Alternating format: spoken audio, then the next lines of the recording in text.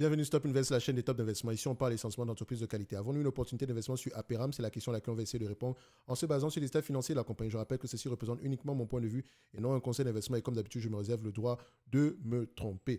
Donc, Aperam, ici, c'est une compagnie qu'on a déjà mentionnée précédemment ici qui exerce dans le secteur de l'acier. On sait que c'est un business qui est assez cyclique, donc on ne paye pas des multiples assez élevés. Il faut également faire attention quand le prix de la commodité est à des niveaux assez élevés.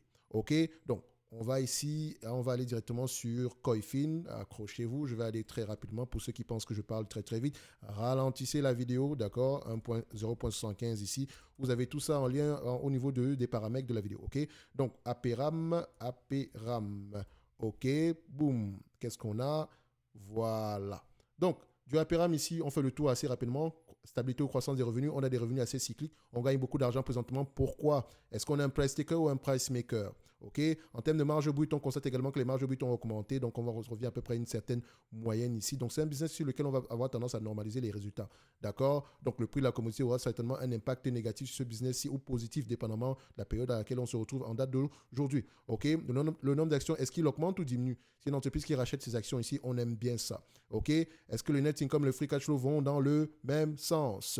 C'est bien d'avoir des net income, mais c'est encore mieux d'avoir des free cash flow. OK? Est-ce que c'est le cas ici? Oui, on a des free cash flow et des net income qui vont dans le même sens. Et il me semble que si on normalise les résultats, les bénéfices nets ici, on va avoir tendance à trouver quelque chose qui va dans le même sens. Normaliser, net income. Boum, on prend ça, on pose ça ici et on met ça sur le même graphique. Ouais, plutôt pas mal. Donc, net income, free cash flow vont dans le même sens. OK? C'est une bonne chose. Oh, on n'a pas regardé les marges EBITDA ici. Bon, c'est pas très étonnant, ça suit à peu près les marges brutes. Donc, voilà, on se retrouve à peu près à du 4% sur les 12 derniers mois ici. C'est peut-être une période assez difficile. Enfin, il y a peut-être un retournement ici au niveau du prix de la commodité ou bien voilà, les charges opérationnelles ont peut-être augmenté ici, mais ça peut également être temporaire. Ok. En termes de dette nette, on voit également que c'est un business qui ne doit pas avoir une énorme dette. Ok. Même pas on voit, mais c'est le genre de business qui ne devrait pas avoir une énorme dette. Au contraire, il devrait même parfois avoir du cash net ici parce que le cycle peut se retourner très, très rapidement ici et on n'aimerait pas se retrouver dans une situation assez difficile. N'oubliez pas, en lien dans la description de la vidéo ici, vous avez la top newsletter où je partage généralement ici des analyses sectorielles. J'en ai partagé j'ai partagé une analyse dernièrement ici sur le secteur de la sidérurgie. Donc, ça touche du Aperam. OK? Le lien est dans la description de la vidéo. En tout cas, ceux qui l'ont raté, vous aurez les prochains. D'accord? Donc, on continue ici. Qu'est-ce qu'on a ici? On a à peu près une dette nette aux alentours de 646 millions ici. Une dette nette qui est plutôt stable. OK. Donc, j'aime bien également aller vérifier la dette nette sur d'autres agrégateurs, un peu comme Zone Bourse. OK. Donc, on regarde ça ici. Toujours aller quand même, le dernier mot revient toujours au rapport financier de la compagnie, d'accord, n'oubliez pas. Donc ici, c'est juste pour aller très rapidement. Donc on a une dette nette aux alentours aussi de 500 millions par là. Donc Coifin c'est pas si loin que ça, ok. Donc un business qu'on va avoir tendance à payer à combien de fois les bénéfices, sachant que ça reste un business assez cyclique qui gagne beaucoup d'argent ici aujourd'hui. Combien est-ce que je serais prêt à payer? Je vais faire simple, hein. Comme je l'ai dit, je prends la médiane ici des bénéfices nets, ok. Sur les 10 dernières années, on a 200 millions. Sur les 5 dernières années, on a à peu près 266 millions. OK. Admettons, soyons gentils, on va se mettre à peu près à 266 millions ici. OK. 266 millions, on me demande de payer 2 milliards 240, un business qui pourrait me rapporter 266 millions par an. Si tout se passe bien, bien sûr. OK, ça représente à peu près un rendement ici de 11,87%, ce qui n'est pas mal. Donc, si on prend le 266 millions ici, donc, multiplié par 15 fois les bénéfices, d'accord. Oh, je n'ai pas vérifié combien est-ce que le marché paye généralement ici. Je le fais de tête parce que à force de le faire ici sur certaines entités, vous commencez à développer certains automatismes par rapport aux multiples de valorisation. Je ne paierai pas 25 fois les bénéfices pour ce genre de business. Jamais de la vie. OK. Aujourd'hui, les bénéfices nets sont sans doute ici très élevés. Vous voyez que le PER augmente tout simplement parce que les bénéfices nets diminuent. OK. Ce n'est pas que le prix a créé d'augmenter. Non, pas du tout. C'est pour ça qu'il est toujours important de comprendre à peu près la composante du P et du E. OK. P, c'est le prix.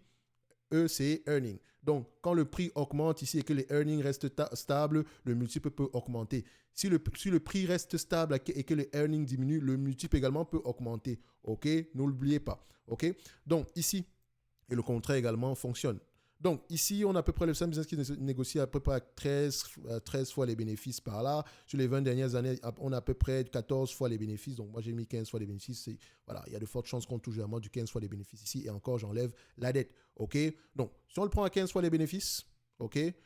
Moins la dette nette, on avait à peu près du 500 millions par là. Soyons gentils, je vais exagérer, je vais mettre 600 millions. Ça ne dérange pas.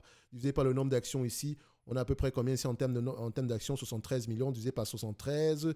Ça nous donne à peu près aux alentours ici de 46 euros.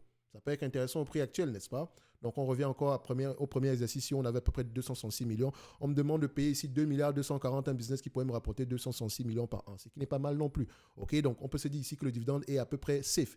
Et ça serait une entreprise également qui devrait continuer à racheter les actions. En termes de business en lui-même, est-ce que c'est un business que je vais aimer? Est-ce qu'on peut avoir un avantage concurrentiel ici? L'avantage concurrentiel, vous ne pouvez pas le voir uniquement avec les chiffres, d'accord? Donc, il faut vraiment à peu près creuser sur le business ici en profondeur. OK, comprendre à peu près d'où provient l'avantage concurrentiel. Est-ce que c'est par rapport au coût d'exploitation, au coût de production? Est-ce que c'est par rapport à la distribution ici? Est-ce que c'est par rapport à la relation avec les clients, etc. En tout cas, ce n'est pas le but de la vidéo ici. Aujourd'hui, vous constatez qu'en termes de retour sur capitaux, retour sur capitaux tangibles employés ici, on a à peu près quelque chose en dessous de 15%. Enfin, sur 2021-2022 ici, on a à peu près quelque chose au-dessus de 15%. C'est très bien, mais on a une instabilité.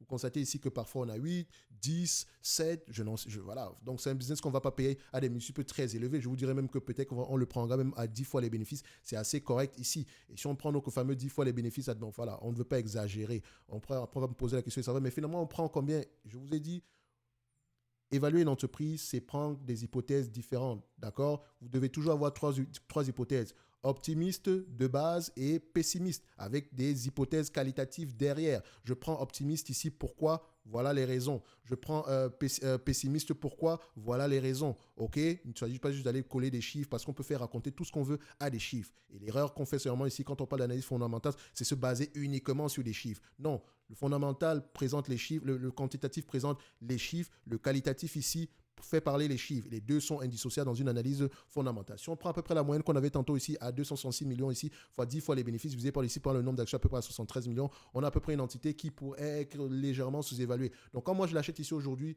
tant mieux si elle continue à gagner autant d'argent, mais je sais que je ne surpaye pas. Rachat d'actions, versement de dividendes ici, c'est très intéressant. Mais ça reste ici un business bof, on va le dire comme ça. OK, mais c'est très bien géré, d'accord? C'est un business assez bien géré. Ce n'est que mon point de vue et non un conseil d'investissement. Comme d'habitude, je me réserve le droit de me tromper. Je parle vite, tu ralentis la vidéo 0.75 si ça ne va pas si ça va très rapidement pour toi. Parce que quand on parle de finance, il faut être dynamique, d'accord? Ça doit être vivant. C'est la raison pour laquelle je parle assez rapidement parce qu'il y a beaucoup de choses à dire. Il faut le dire en très peu de temps. Votre temps est précieux, le mien également. On se donne rendez-vous sur la prochaine vidéo. N'oubliez pas, la top newsletter en bas, en description de la vidéo. Merci.